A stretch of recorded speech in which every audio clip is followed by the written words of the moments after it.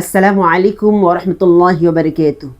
সম্মানিত বন্ধুরা, আজ আমরা শিখব প্যারালাইসিস এবং মুখ বাঁকা, ঋণ পরিশোধ হওয়া এবং ধনী হওয়ার আমল। যে আমলগুলা করলে আমাদের এই সমস্যাগুলো দূর হবে ইনশাআল্লাহ। আমলটি হচ্ছে আল্লাহ পাক রব্বুল আলামিনের 4টি নাম।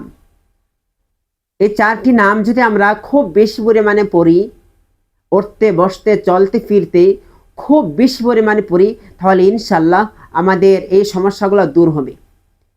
ওই 4টি নাম হচ্ছে ইয়া সমাদু, ইয়া আজিজু, ইয়া মুগনিয়ু, ইয়া নাসিরু।